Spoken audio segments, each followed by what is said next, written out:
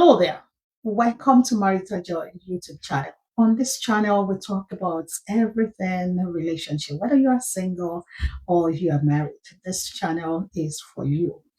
If you are a returning subscriber, thank you so much for subscribing and thank you for coming back. And help us share the word. Help us share with your loved ones what we do on this channel. And if you are new on this channel, you are so welcome. Do subscribe, like our videos, and share so that people can also benefit from what we discuss on this channel. My name is Eunice, and I've been married for 25 years. I'm a professional counselor. I like to share those things I wish I knew before I even started going out with my now husband. There are so many things that singles need to know before they go into marriage. There are so many things that could have been beneficial for them if they address them before they say, I do. And talking about that, I actually want to talk to singles today. So, singles, I want you to fasten your seatbelt, get your popcorn, get your water, and listen to this video. And if you are married as well, maybe people come to you, reach out to you, singles reach out to you for advice and stuff. You will have plenty of things to share with them after you watch this video. So you will have something to fall back on in your toolkit when singles approach you for advice. So many people wants to get married to Mr. Right or Miss Right. They want godly, partner. People want soft-spoken, handsome, beautiful partners that will be present and active, that will be emotionally supportive, that will be romantic, that will know God and be able to pray and be friendly, so many things and traits and things that people look for in a partner, character-wise, the looks and behavior, their spirituality, and all of that. Financial status too. Some people consider that and hold that to high esteem. So everything is important. Don't get me wrong, and it's good to look for those things, to look for beautiful person inside and out, godly people, and all that. Those are good. But how about you?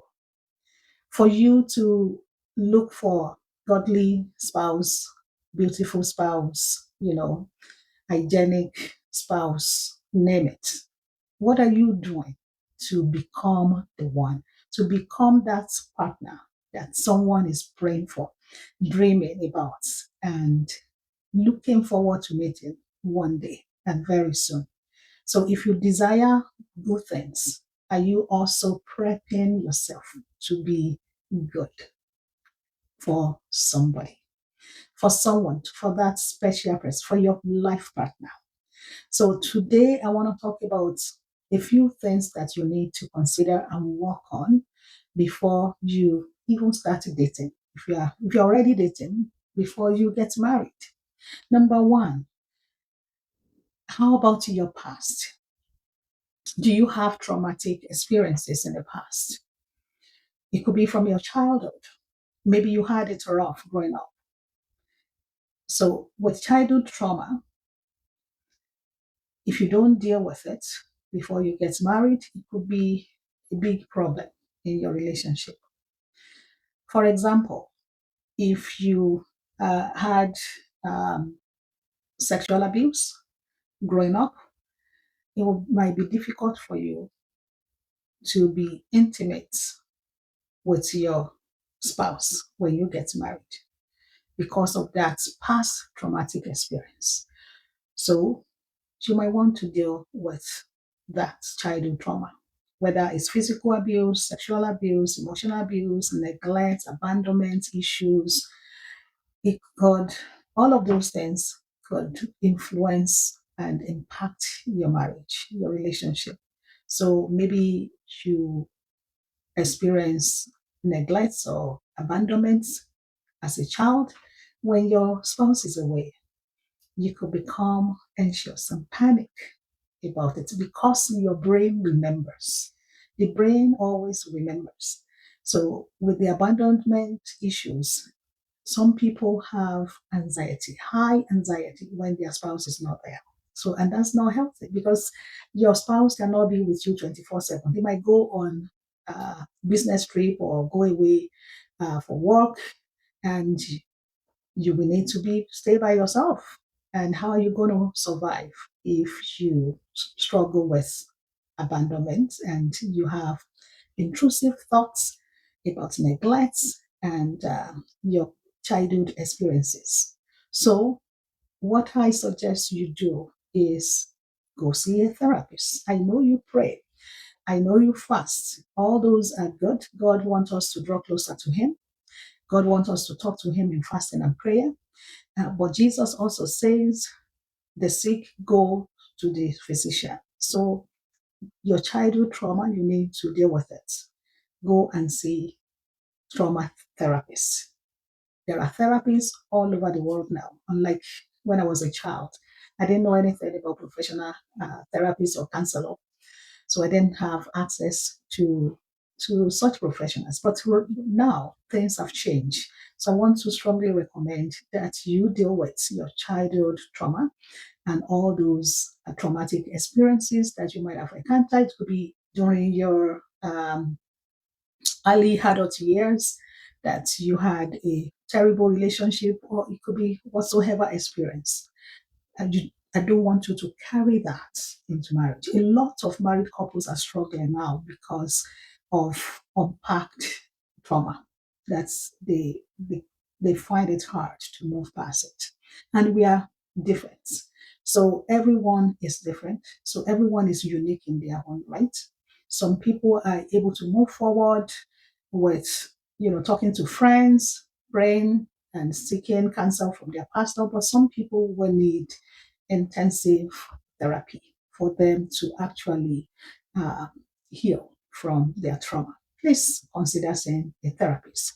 Another thing that I want you to consider is your conflict resolution. How do you reconcile when you have disagreements with people? If you are the type that stonewall and give people around you silent treatment, that could become a big problem in your marriage because no one wants a spouse that will stonewall them, that will ignore them because of little argument.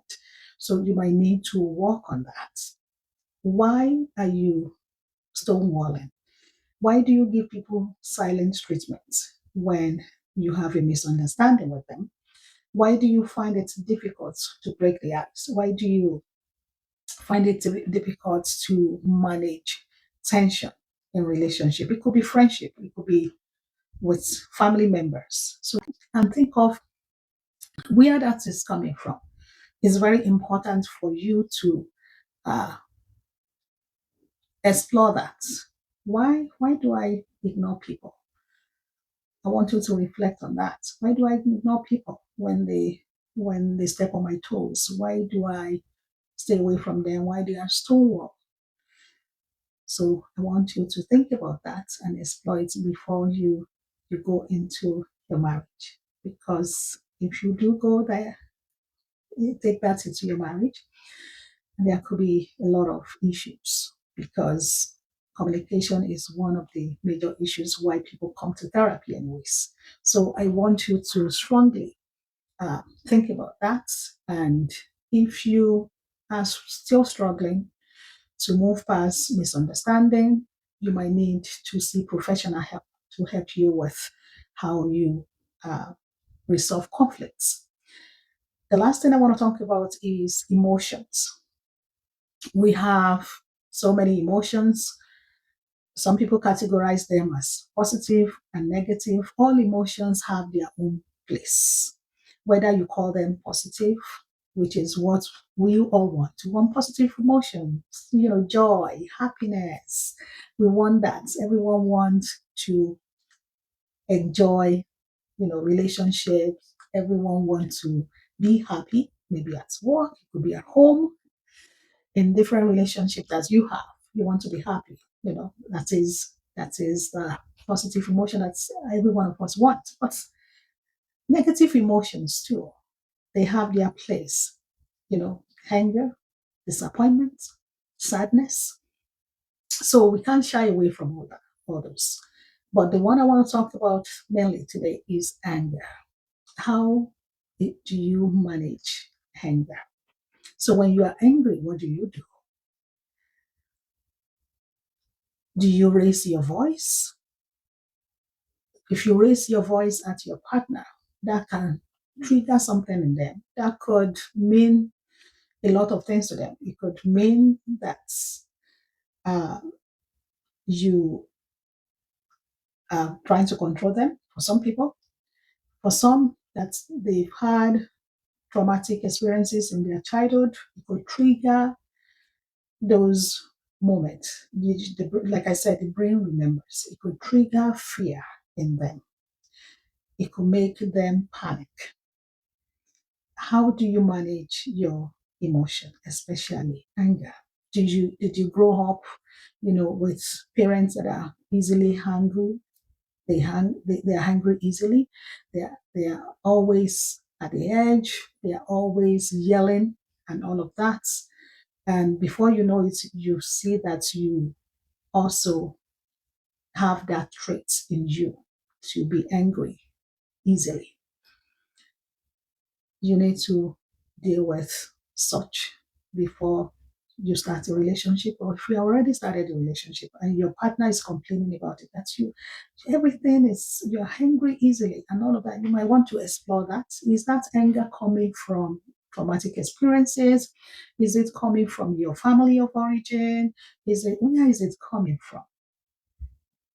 And have you tried some techniques to help yourself calm down? So when we are all worked up and the stress hormone is released into the blood and all of that, it takes about 20 minutes for the nervous system to go back to baseline. Have you tried deep breathing exercise? So the deep breathing exercise that I talk about is finding a comfortable place, like I'm sitting in a chair right now with my feet flat on the floor. You want to close your eyes, maybe, and take a deep breath in and exhale slowly. So when you do that, the air goes into all the vital organs in the body, to your brain, to your nervous system, to help you calm down. So when you take deep breath, hold it for about 4 seconds and exhale slowly. So you can do that for 2 minutes. And then think of something that you can do for the next 20 minutes so that your nervous system will go back to baseline. Maybe listening to music, going for a walk, maybe writing your thoughts, journaling, reflecting on where is this anger coming from, and trying to unpack it to yourself and explore what are those things that I could do, you know, to find the source of my anger. What are those things that I need to do now? Why am I angry? What happened before I became angry? How am I feeling right now? What can I do next time? Do I need to seek professional help? And all of that. So you are giving yourself time to reflect. And while you do that, your nervous system is going down to baseline. So your adrenaline that is through the roof will reduce bit by bit. And like I said, it takes about 20 minutes. Another thing I teach to my client is remove yourself from the situation. So when you are angry, ask the other person, I need to catch my breath. Just give me some time. I'll be right back. So go somewhere, go take a breath, go outside. If it's you can go outside, like where I live, maybe it's during the winter, go to the washroom. That's why they call it restroom. Go and do some deep breathing in the restroom. Some people will take a shower. Some people will sit and reflect. Some will use their safe place. A safe place is a place that you have been before, or a place in your imagination where you feel calm, you feel at peace, you feel safe. So you just take yourself there and stay there for as long as you need to. And pay attention to what you hear, what you see, what you smell in that safe place. Some people will use that, some people will use their container. A container is an imaginary object where you place whatever is bothering you and cover it up until you are ready to talk about it or think about it, because it's not all the time that you have time to be angry and really explore what is making you hungry. So you may not have time to explore it. So that's the use of a container. It could be, some people will say it's a mason jar, it's a glass jar, it's a safe with a lock. Whatever container you choose must have a lid, a way to contain and conceal whatever you put in it. So those are some of the strategies that you can use. There are so many strategies. You can count from 100 to 1. You can call a friend. You can talk to somebody. There are so many ways you can deal with your emotions. So you want to be grounded. You don't want your emotion to get the better part of you. And think about it. Some of these anger issues could stem from stress. So you might want to look at your life and examine your day-to-day routine. What's going on at work, at home, with my relationship? What kind of stress am I going through? Is it internal stress? Is it within? Is it, in my interpersonal relationship? So when you examine all of those, you'll be able to figure out where the source of your stress is coming from and what you need to do to manage it. So today I address singles. When you are looking for a beautiful and handsome partner, you need to be one yourself, beautiful inside and out. If you are looking for a neat and clean partner, you also need to pay attention to your personal hygiene so you can become the one. You need to deal with your childhood trauma. You need to deal with uh, how you resolve conflicts, because conflict is part of relationship. There is no relationship where you will be on the same page 24/7, 7 days a week, and 365 days a year. No. So you disagree to agree. So you need to pay attention to that. And if you have any questions or comments, you can leave it in the comment section. Until I come your way again, my name is Eunice. Take care. Bye bye.